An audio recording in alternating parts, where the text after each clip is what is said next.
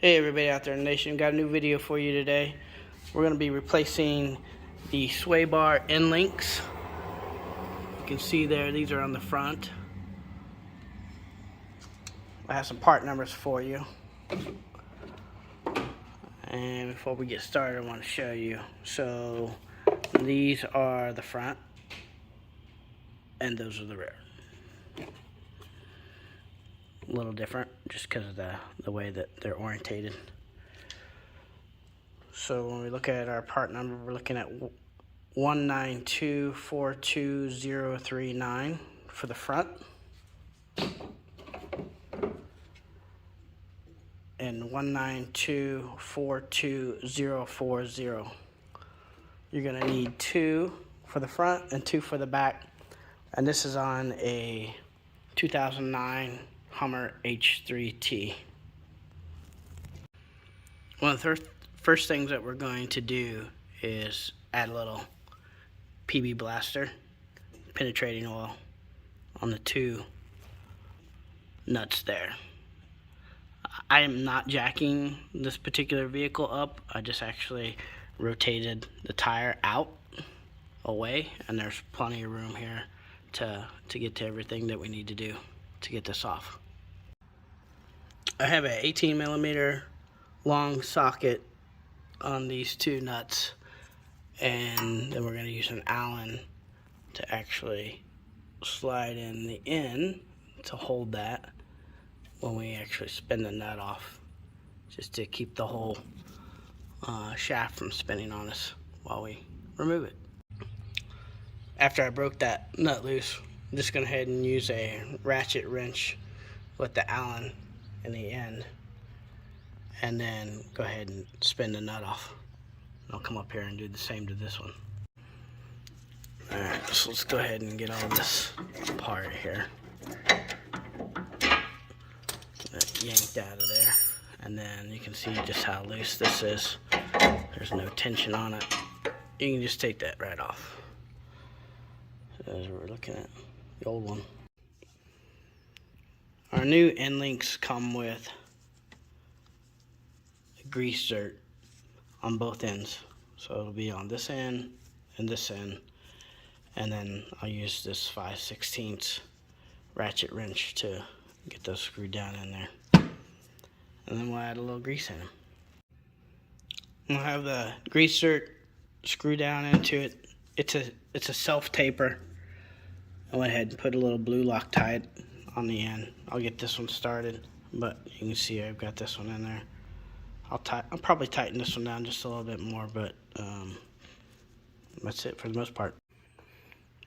So the instructions say not to add any grease into them, but why do you put grease ports on a housing that you don't want grease in it? So, and I'm not going to add a whole lot. I've already done one side, so just adding a few pumps with this grease gun. Let's go ahead and get this put back in.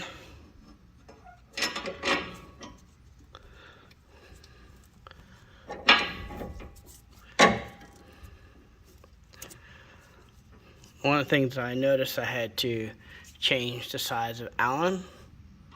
This Allen and this AC Delco part is much larger than the OE. So we'll get these started here.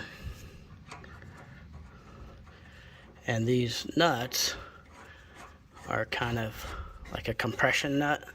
So they're oblong, and then as you tighten them up, they have their own, if you will, antices kind of built into the nut because of the compression of this distorted nut.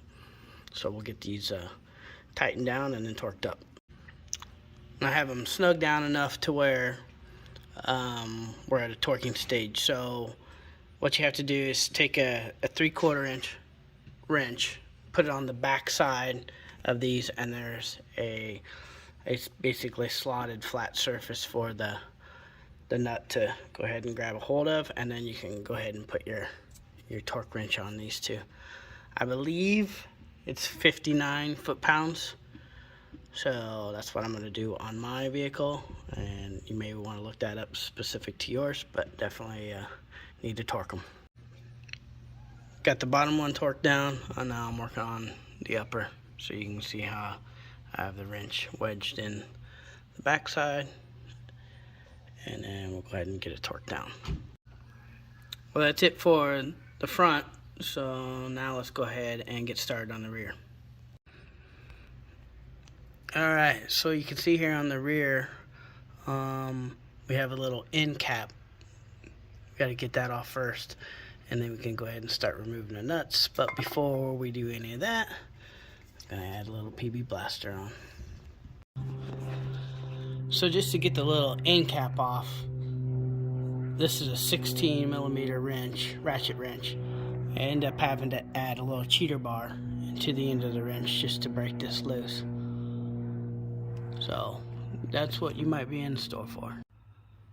Now for the 18mm nut, I just went ahead and put some vice grips on the back side, and then I'm able to go ahead and break this loose and get it undone. Alright, I was able to get that off, that nut off with the vice grips, so I went ahead and used the vice grips on the upper side, and then 18mm socket with my kind of breakover ratchet. So we'll get this one off. So I got the rear side out. You can clearly see this boot is split, and see all the internals exposed. So hence one of the reasons why we're doing new, and then just doing a refresh on the suspension components of this Hummer. So that's part of it. Alright, I have the new end link in place, and then let's just go ahead and add on the nuts and torque those down to 58 foot-pounds also. When I installed this new nut, I went ahead and just put a thin needle nose style vice grip on the round section here. It's just easier to grab a hold of than to put the Allen wrench in the end, and then get this snug down. Once this gets snug down, then you're able to actually get the socket on there, and this will stay tight enough for you to go ahead and get it torqued without it spinning. So that's the good thing. Now I'll work on the upper. And I was able to go ahead and get that torqued down to 58 foot-pounds. Like I said, double check your specifications for your particular make and model, but I'm going with 58 foot-pounds for my vehicle. Now we'll go ahead and do the lower. Okay, and that's everything put together. Pretty simple project. I'll have some other videos coming at you here in the near future.